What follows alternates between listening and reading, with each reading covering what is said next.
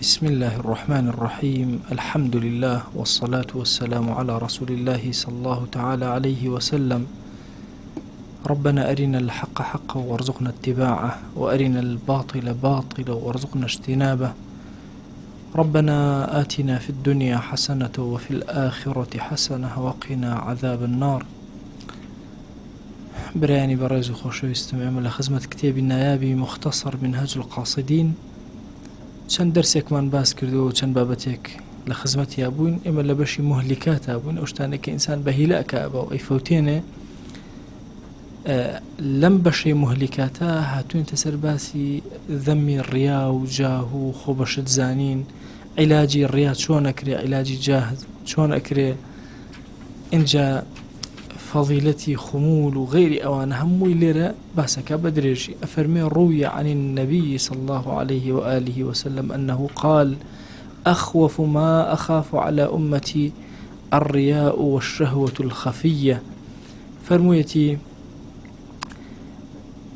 بيغمريان صلى الله عليه وسلم أوي كزور أترسم لأمتكم لهموش تزياتر لأمتكم لمسألة الرياء أترسم والشهوة خفي. شهوتي خفي لناخي إنسانا بريتيا لمسائلي بابلين خوجويستني جاه باشا يان الرياء زور خفي كبدل إنسانا أجزري. وهذه الشهوة الخفية يعجز عن الوقوف على غوائلها كبار العلماء. شهوتي خفي لناخي إنسانا زورك لجور زانيان نان تواني ودرباز بن لمصيبة كاني ومشكلة كاني، فضلا عن عامة العباد. يترشون عامة عباد بتوانا مثلا خواني لبارزراوكن. وإنما يبتلى بها العلماء والعباد المشمرون عن ساق الجد لسلوك سبيل الآخرة. مخوا زورك لو علماء وعباد قوراني كقوليان هالكردو أقرب كورتي بلين خوي المشمرون عن ساق يعني قاتشيان هالكردو أقر ديزاشتان بيني برزيكي توا باشا كأيكي بيرتا تانزيكي بابلن خواروي أجنو لو در أكيو. وبي أوتري مثلا المشمر عن ساق خوش من لكرديا زياتر قول بكاريانين على قولي هالكردبه ولا يخو من عادة ترى. أفرمي أنا كقولي عن هالكردو زور بجدي خليه كاري آخرة ابتلاء بمسألة. فإنهم لما قهروا نفوسهم وفطموها عن الشهوات دواء أويك نفسي خوان شكان قرت يا نوا شون منار لشير أبريتوا أو لقناها كان بريانة ولا الشهوات كان بزور خسيانة سر عبادات اتر أزانك عبادتي يعني أمكس قناهي ظاهري ناكا هي قناهي باطني بيك شر أتناو شو كم زار إنسان لما سلي سلوكا سرتا إنسان لتشيو دس بيك حتى مثلا مسألة تسكية كإنسان دس بيك يكسر خو ناتشتناو ضلوا بوردكاري ضلا بقرنا ولا جاري قناها ظاهري كان كام قناها نزور ظاهر وردولة دزلوانا أكشنة وتادوي أشتنا ودل بايكاتو كل جناهي در والرزقاري والشيطان هيرشي همو هيرشي خويا كابونا ودل هول أدا اللي بيفوتين. أفرمي أوي كجوارح أي كدز قاد زمان همو تشاو خويا بارزلي إنجا ورده علمي تيادر أكوي عملي تيادر أكوي باشا إنجا إخلاص لإيشو كاروباري يادر أكوي تشيجور أجري كلوي ك خلق بيان قبوله إيشكي هرشي أكا بيان قبوله. إنجا خلق بوقار وسيري أكا بالتعظيم وقور سيري أكا. إنجا سبحان الله ليرا الشيطان زفري بياني ضلي توشي تشيجك أبي إيشكان أكا لبرخاتي خوانية برخاتي ويخلق بيبلن بخوا بياكي عظيمة أو يترزي ليه بقرن بيان بيخنا سرسريان مثلا. إنجا أصلا قناه بلا يزور بشو كبيتو يعني لقناغي كإنسان هر خليكي قناهو دواتر كجيشت تشجور قرتنو سمعي بها كردو خلق باشي باسان كر هر خوي يعني أجر مسألة خواجنا بهر أو جناها ناكا شو كتشج لله يتورك خو إنسان جناه بوكا تشجي له ورق أم تشج له ورق خلق بالنزيه باسيك ويلا جناه كان دوركيتو. فأحدهم يظن أنه مخلص لله عز وجل يعني وات خوي وات تصورك الزور بإخلاصه وإيشكا. وقد أثبت في ديوان المنافقين. أفرم الإمام الغزالي لقال أو خوي وهستك زوزو مخلصة كشي لديوان منافقة كان الناوي نسرا لكتاب منافقان الناوي نسرا بوشك إيشك لبرخاتي خوانا بو يتربو تخاتي ويك خلق بيبلن باش. ئەفەرمێ ئەمە مەکیدە و فێڵێکی زۆر خەتەری شێطانە زۆر ئەوانەی کە نزیکن لە خۆ لێ ڕزگارە بنەگەنا زۆر بە زەحمەت ئینسان لێ ڕزگارە یعنی تۆ چاکەیەک ئەەکەیت لە ئەحسیان خۆت ئەپارێزی کە لە ئەسانەکە خۆت ئەپارێزی لەبەر خاتی کێ خۆت ئەپارێزی بۆ خۆت ئەپارێزی تەبەن خۆناغێک هەر شەڕە چونکە نەفس حەزی لە گوناهەکەی ئەوێ بیکە تۆش نایەڵی لە قۆناغێترە لەبەر سمعەت و ئەوانە خەڵک بە ئینسانە باش تێتەگەن تۆ واد لێ گوناهەکە لە بەرخاتی خوا نییە کە نایکەیت بەرخاتی ئەو سمعەیەکە نەشکی ولذلك قيل آخر ما يخرج من رؤوس الصديقين حب الرئاسة أخير شد كلم مشكو كلي صادق كان أشد الدرو نجاتي أنا ببريتي لخوشيستي سيادة سيد بونو قوربون لنا وخلقه شان زي كلمة قوربونه أخير شد كنجاتي أنا بلدستي وإذا كان ذلك هو الداء الدفين أجر أأم بريتي بلو نخوش يكشن دبنهاني كوا تاشارا وتوا الذي هو أعظم شبكة للشياطين أخو أما قورترين توري شيطان كان كنايانته إنسان وجب شرح القول في سببه وحقيقته وأقسامه دي ما دام شتك أو خطر به أخير شد به لميجكي صديقين بشات دروا داو نخوشيكي زور دفين وشاراوه به إنجا شبكيكي زور قورة توريكي زور قوري شياطين بيبول لنا برني إنسان والله أبي زور بدريجي باسي كين باسي أسباب كاني كين باسي حقيقتي كين باسي أقسامي كين إنجا شون باسي إنجا لبا تعريف كين اعلم أن أصل الجاه هو حب انتشار الصيت والاشتهار جاه چية جاه أصل جاه وإنسان بي خوش أن أبان دركا شورت بيأك عالم هو بناسي كرم خطريكي زور قوري وذلك خطر عظيم والسلامة في الخمول بخوا السلام اللوايك كزنا وناسي باشا خمول خوشاردنوا خو دور خستنوا وأهل الخير لم يقصدوا الشهرة بخو أهل الخير شهرتي الناوي ولم يتعرضوا لها ولا لأسبابها أن أخوانا خنا برويك شهرة بها كنا بدوا أسباب كان أقرن فإن وقعت من قبل الله تعالى فروا منها بخو جاري أخوان داتي أم شهرة الرأكا لي أخوانا كزني الناس وكانوا يؤثرون الخمول زور هولي أودن كان ينشارا وبيوكسبي النزاني كما روي عن ابن مسعود رضي الله عنه أنه خرج من منزله فتبعه جماعة فالتفت إليهم عبد الله كريم مسعود لما الله شودروا الريز يخلق شويني كوتو سيري كردن فرموا على ما تتبعوني وشويني من كوتون فوالله لو علمتم ما أغلق علي بابي ما أتبعني منكم رجلان والله أقربها تابتان زاني أو درقانة شين كالسر من داخراون چه دەرگایەکی هیدایەت لەسەر من داخرا کوورە کەس شوێنی من دوو پیانە ئاتن بە دووەم ئەم عالەمە چی حەشاماتە شوێنم کەوت بەڕاستی مەسائلی خۆشویستنی دەرکەوتن خەتەرێکی زۆر گەورە قەت لەما ئینسان لێی دەربچێ بەتایبەتی لە قۆناغێکە لە قۆناغەکانە خواتە نەفەرە زیاتر بوو ناسی مەسەلەن نەرمید لەگەڵ خەڵکە لە بەرخاتیەوەی خەڵک بوو ناسێ چاکەکاری لەبەرەوەی خەڵکی زیاتر بوو ناسێ وتارەکە لەبەرەوەی خەڵکی زیاتر بوو ناسێ ئەمە قۆناغبەندین یعنی دوای قۆناغێک کە خەڵک ئەدناسێ ئەگەر خوا ڕەحمە پێ بکە بگەڕێتەوە سەر سکەی خۆت بەخوا خواخواتە ئەوەی کە ناسیوتی لەبی تۆی لەبیر بچێتەوە نەوناسی ئەرکێکە بتر دۆستێکم هەبوو سوحبەتیشە زۆر ئەو جارێ ئەوی کوورە بە قورئان نوێژخوێنێک کەمتر دوژمنێک کەمتر ئەوی کاکە ئێمە زۆر تا چۆڵتر بە سەرێ سەلامەتر اینجا فتووە يعني استو يكم جار كبرسياري فتوى لي كان خواخواتي كبرسياري جواب بيتو بخو دوي خواخواتي كاس برسياري لينك برسيارك اللي كان ازاني كتر جوابيات والله الحمد لله بخو من شقي كم ترخم ونجات مولي باشا لقيامته يعني سبحان الله يعني قناغك كطالب علم توشي ابي توشي جاه حبي جاه شورته امانه ابي يعني هدف للاي ام بريتيا لو خوشان او خمولاك إنسان خوي پنهانك ها چنك خود پنهان كر زياتر هولد بولدا حتى اگر خوا بيدا رزق طبعا هند جار رزقي خوا ها لو فرمايشتك فرمي بيغمر جان صلى الله عليه وسلم اگر خوا عبدك خوش ويست عسله اذا احب عبدا عسله اگر خوا عبدك خوش ويست شيريني اكا علماء فرمت شون شيريني اكا او شتي بنهيني جيكا خوا اشكرا اكا لبيشتاي خلق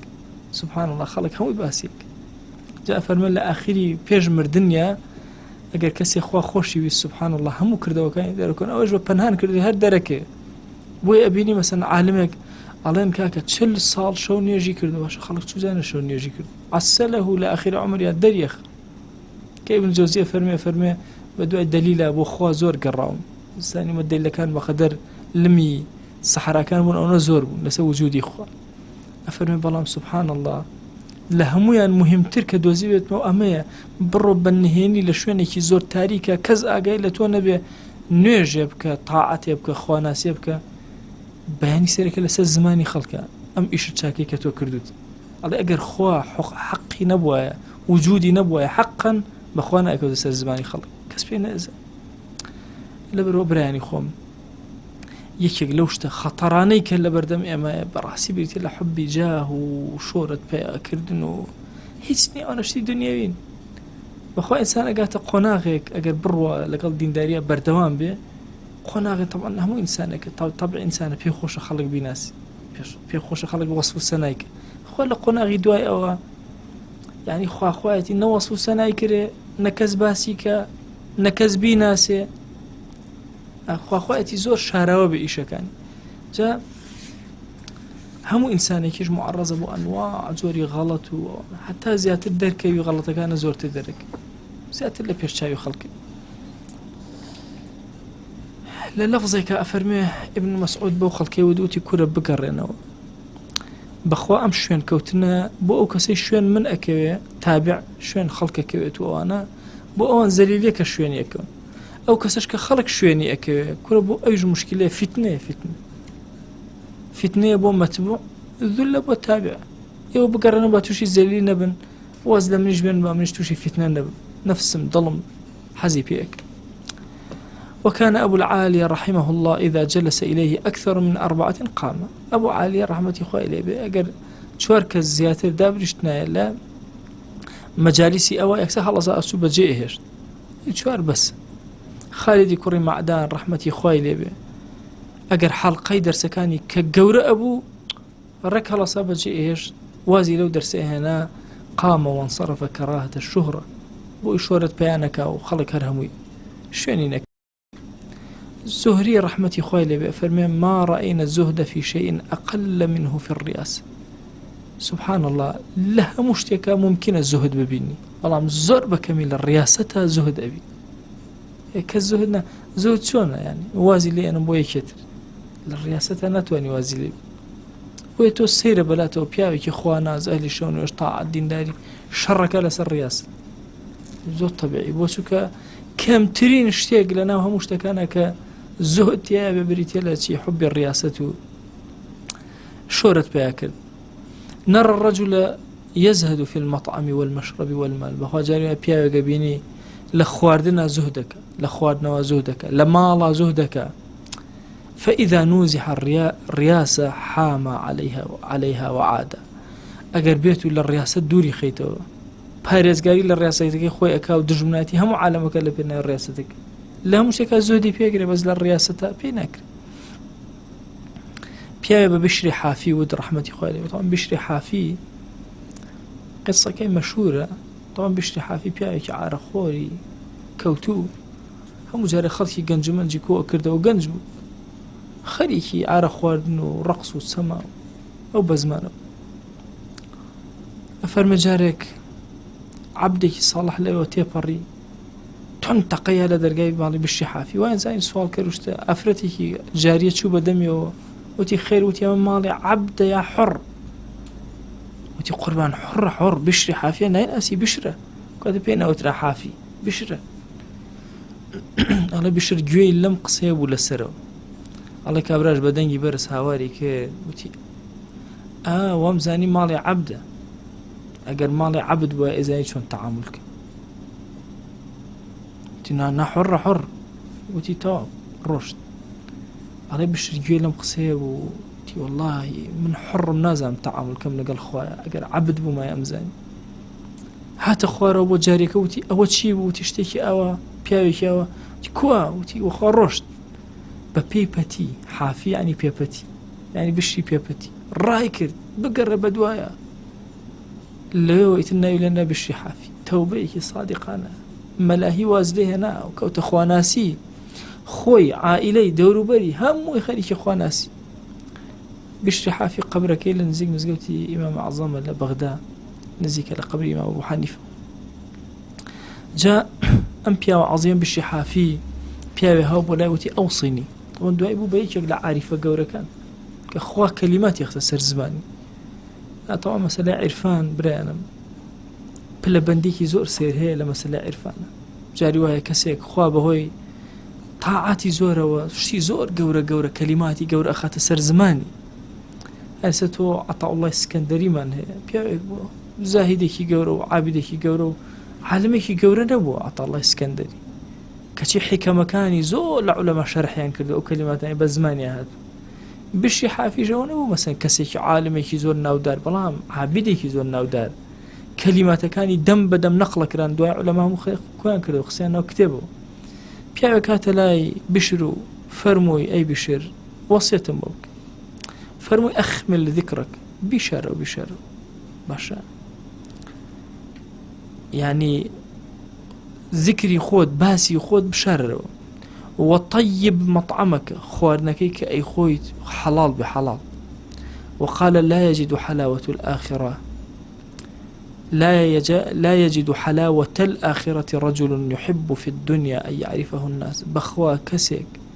للدنيا حزك خلق بيناسي تشيجي عباداتي آخر دور ناقري تشيجي آخر لدسد كحزيك اللي رخلق بيناسي وشورته أو لا لدس درسي. لصحيح مسلمة لعمر كري سعد وهاتوه كانطلق إلى أبيه شبو لاي سعد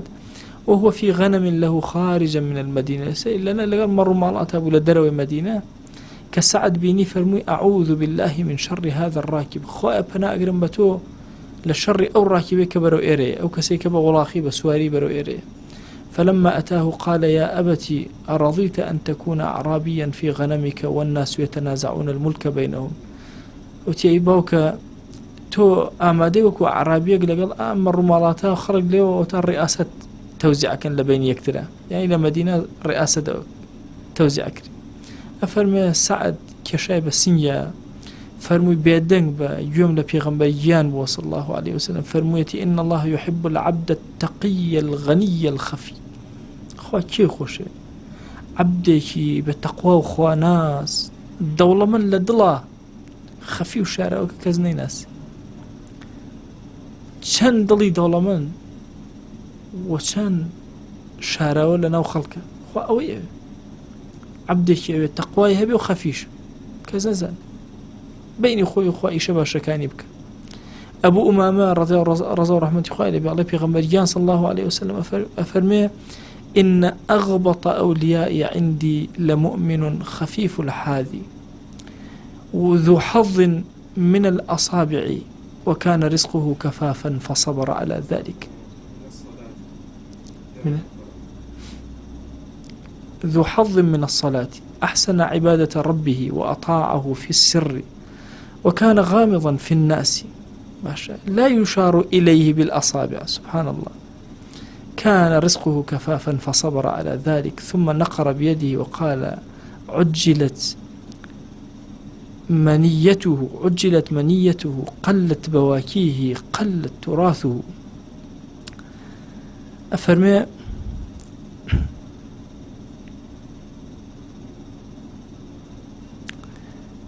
طبعا أوي حدثك بيشوك أفرمي الغني غني هردو معناه هي التقي الغني الخفي. غني أو معناه هي كفعلا دولة من يجبه غني جوائك أو كسيك الدولة من بخوا رأس أموالي زورني بلام لقل خوايا بيواندي زورة. أفرمي بيغمبريان صلى الله عليه وسلم أبو أمام بمان أجرته وفرميتي باشتري لو وليكان للاي من كي كرأو إيمان داريك زۆر بەنهێنی و پەنهان کاروبارەکانی خۆی جێبەجێەکە. لە نوێژە پشکی بەرکەوتووە چێژ وەرەگرێ لە نوێژ چێژ پشکی نوێژی بەرکەوتووە. ئەحسەنە عیبادەتە ڕەبیهی کورهەی هاوار عیبادەتی خواگیانی زۆر بە باشی ئەکە. وأطاعه في السر لە کاتی پەنهانە زۆر پەنهان ئیتر بە دڵیایەت بە چ شێوازێک پەیوەندی لەگەڵ خوایە هەیە و ئیطاعەکە.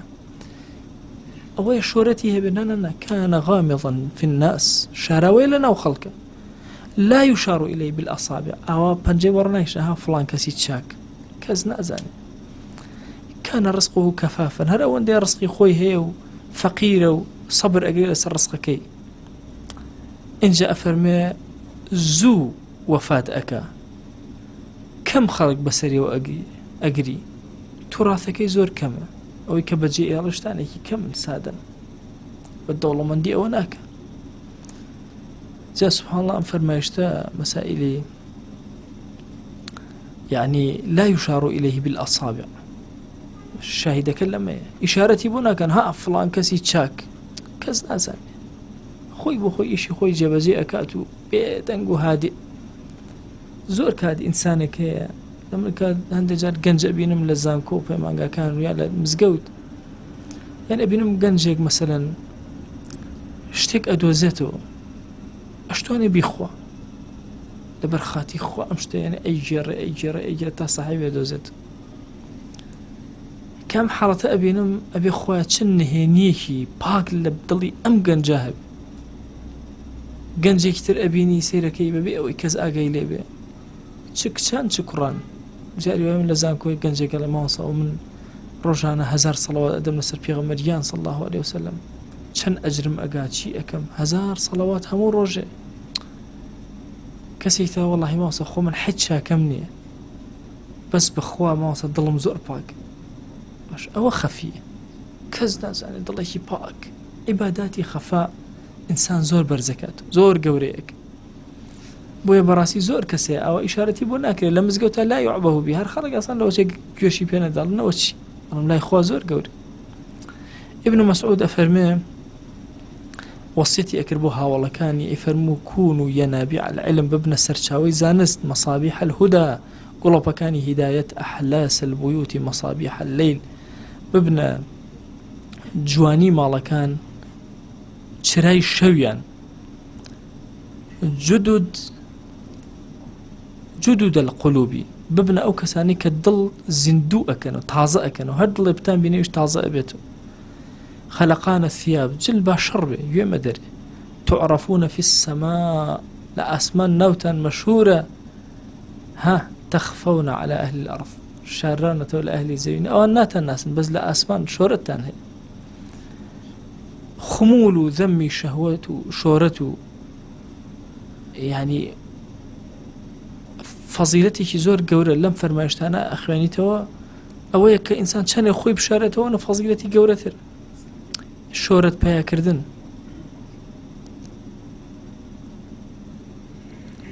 طبعا جدد من هي جدد من هي لا زماني عربية جدد شيء دي القرآن هاتو جدد وانيا جدد بيض باشا الرقا الشاخ أو في جدد يعني تازة أو تان أقال لي بيت شكا ها زور كانت كرت كأشي وبغى قصائك مثلا عليها مثلا هؤلاء طلاب جدد غلط يعني أو تلبان الرقان يقولوا جدد الضمين حتى لو جلفيشة أو جدد فرخه جاء جدد القلوب يعني دل طازة كان يا دل طازة كانوا أشكا أفرميت شيء إمامي عمر جالس التوابين فإنهم أرق أفئدة وكسانك تازة توبة كارن جدد القلوب دل ينزوز الناس جاء فرماشتكي ابن عباس أفرميت جدد القلوب دل طازة هميشه لقل خواه بيواندي تازة مانو نابل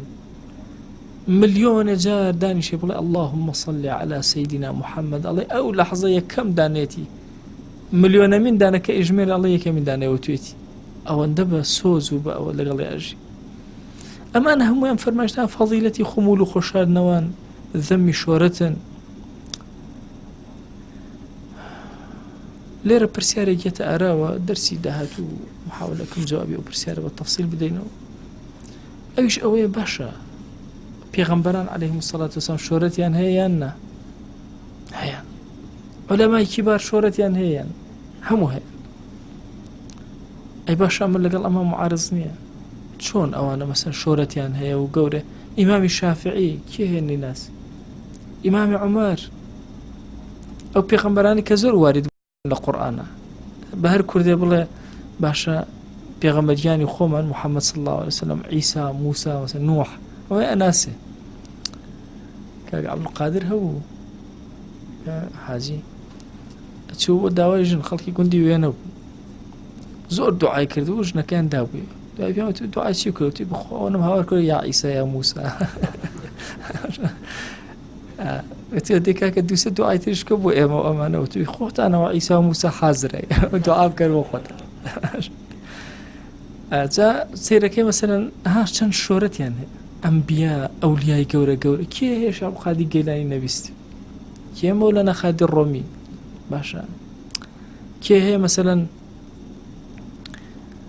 مەولەنا خالدی نەقشەبەندی خۆمان ئەمانە خوا ینی هەندێک کەسێ خوا جاڕی بۆدە لەم شەوانە لە مزگەوتی بیاوەڵە نوێژمان کرد لەسەر مێژوەکەی نووسراوەکە بە ئەمری شێخ عومەری زیاءالدینی بیارە کراوەت وەختی خۆی بە ئەمری ئەو فەرمانی ئەو جێبەجێ کراوە یعنی تۆ سێرەکەی خۆشی عومەر هەوو ڕۆشتووە حوالی 200 ساڵ باشە ناسیت هەر بەردەوامە نا تۆسیەکی وەکو ئیمامی تەبەری 1100 ساڵ زیاتر لەمە پێش وەفاتی کرد 1000 تقریبا 200 بەکاتە 300 ساڵ تقریبا دەی ئێستا کتێبەکەی زۆر تازەیە کاڵە ئیمامی تەبەری ئەڵێ دوێنێ ئەوەندە عولەما بەسەر زمانیانەتی طالبی عیلم ئێڵێت باشەمانە شۆرەت نین خۆمانە هەموو شۆرەت لە زەمەنی خۆشیانە شۆرەتیان هەبوو ینی ئیمامی ڕازی لە زەمەنی خۆیە پێوتراوە عەقڵ و زەمانی عاقڵترین خەڵکی زەمانی خۆی لە هەموو عالەمی ئیسلامی خەڵک بە پێ ڕۆشتون بۆ لای ئیمامی ڕازی باش ئەم شۆرەتانە ئەمبیا ئەولیا عولەما باشە ئەمە پێچەوانەی ئەم نەهجە نییە کە نەهجی خمول و خۆشاردنەوەیە دەرسی داهاتوو بە تەفسیل ئینشاءالله لە خزمەت ئەو بابەتە ئەبی داوامان لە زاتی پاکی پەروەردگار خوای گیان ئەم دەرسە و تەواوی دەرسەکانی ترمان لێ قبوڵ کە یا ڕەبی خوای گیان بەزەی ئارامی ڕەحمەتی خۆت بەسەرمانە ببارێنە قبولمان کە یا ئیلاهی یا ئەکرەم الئەکرەمین خوای گیان داوا لێ ئەکەین بە ناوی جوانت بە صیفەتی بەرزت بە ئیسمی عەظەمت خوای گیان بمان شارەوە یا ئەکرەم الئەکرەمین حبی شۆرەت و منصب و ڕیاسەت لە دڵمانە مەهێڵە حبی جاه لە دڵمانە مەهێڵ خوای بۆ خاتی گەورەی خودمان گەڕە لەو عەبدانەی کە ناویان لە ئاسمان زۆر بەرزە یا رب العالمین کە مەلائیکە بە ناویان ئاشنان ئەهلی ئاسمانەکان هەموو بە ناویان ئاشنان یا رب العالمین خوای گیان داوا لێ ئەکەین بە ناوی جوانت بە صیفەتی بەرزت بە ئیسمی عەظەمت خوای لە گوناهی دایک و باوکمان ببورە خوای لە گوناهی دایک و باوکمان ببورە لە گوناهی خزم و کەس و کارمان ببورە لە گوناهی خێزان و هاوسەر و مناڵمان ببورە پەروەردگارە داوا لێ ئەکەین لە گوناهی مامۆسا و قوتابیمان ببورە خوای گیان زۆر کەس مافیان بەسەرمانەوە لە ژیانە خوای لە گوناهی هەمویان ببورە هەر موسڵمانێ ئەمان ناسێ لە گوناهی ببورە نامان ناسێ لە گوناهی ببورە یا ربی خوای داوا لێ ئەکەین بە ناوی جوانت بە صیفەتی بەرزە بە ئیسمی عەظەمت هەر هەمومان خوای پێکەوە بەکار بێنە بۆ دینەکەت هەڵمان بژێرە بۆ خزمەتی دینەکەت خوای هەڵمان بژێرە بۆ خزمەتی دینەکەت یا ربی خوای گیان داوا لێ ئەکەین بەڕەحمەتی خۆت خوایە ئەگەر مشکل و گرفتێکمان هەیە بۆمان چارەسەر کە ئەگەر بێ حاڵ و ماڵین ماڵدارمان کە بێ مناڵین مناڵمان پێ عەتاکە بەزەیی بەسەرمانە ببارێنە خوای گیان بەزەیی بەسەرمانە ببارێنە یا ئەکرەم الئەکرەمین یا ربی خوای ڕزقی حەڵالمان زیاد کە ئەوەندە حەڵالمان بدەرە محتاجی حرام نەبین یا رب العالمین خوای محتاجی حراممان مەکە خوای محتاجی حراممان مەکە زەلیلی بەردەست گوناهەکانمان مەکە یا رب العالمین خوای بۆ خاتی گەورەی خۆت عاقبەتمان خێر کە دامان مەزێن لەسەر خەیر یا ئەکرەم الئەکرەمین یا ربی خوای لەم دنیای دەرمان مەکە بە ئیمانەوە نەبێ لەم دنیای دەرمان مەکە بە شایەتمانەوە نەبێ پەروەردگارە بەرەکەت بەسەر خۆمان و ماڵ و مناڵ و لەش ساغیمانە ببارێنە یا رب العالمین خوای گیان بەرەکەت بەسەر علممانە ببارێنە بەرەکەت بەسەر خزمەتەکانمانە ببارێنە یا رب العالمین خوای گیان هیچ سپاردەیە لای تۆ زایە نابێ وا خۆمان سپاردەی تۆ کرد سپاردە لای تۆ زایە نابێ یا ئیلاهی وا خۆمان خێزانمان مناڵمان برا و خوشکمان با و باپیرمان خزم و کەس و کارمان هاوڵانمان دۆستانمان خۆشەویستانمان هەموویان سپاردە ئەکەین بە تۆ یا رب العالمین خوای سپاردە لای تۆ زایە نابێ ئیمانمان ئەخلاقی بەرزمان نوێژەکانمان سپاردەی تۆ ئەکەین یا ئەکرەم الئەکرەمین خوای سپاردە لای تۆ زایە نابێ ئیمانمان سپاردەی تۆ ئەکەین ڕەوشتی بەرزمان سپاردەی تۆ ئەکەین شخصیت و کەسایەتیمان سپاردەی تۆ ئەکەین یا ئەکرەم الئەکرەمین خوای داوا لێ ئەکەین بە ناوی جوانت بە صیفەتی بەرزە بە ئیسمی عەظەمە خوای سڵاوی ئەم مەجلیسە ئێمە بگەیەنە پێغەمبەری خوا صلی الله عليه وسلم یا ربی خوای سڵاوی ئەم مەجلیسە ئێمە بگەیەنە پێغەمبەری خوا صلی الله عليه وسلم خوای سڵاوی ئەم مەجلیسە ئێمە بگەیەنە خزمەت پێغەمبەری خوا صلی الله عليه وسلم یا ربی خوای گیان تاک تاک ناومان لە خزمەتیا بێنە بمان گێڕە لەو عەبدانەی کە پێغەمبەری خوا صلی الله عليه وسلم پێیان خۆشحاڵە خوای بمان گێڕە لەو عەبدانەی کە تەقین و نەقین و خەفین بمان گێڕە لەو عەبدانەی کە تەقین و غەنین و خەفین یا رب العالمین آمين آمين والحمد لله رب العالمين وصلى الله على سيدنا محمد وعلى آله وصحبه وسلم تسليما كثيرا أبدا إلى يوم الدين ويقول لقناه من شيء وجبوري وخالي من قبولك موفق بن يا رب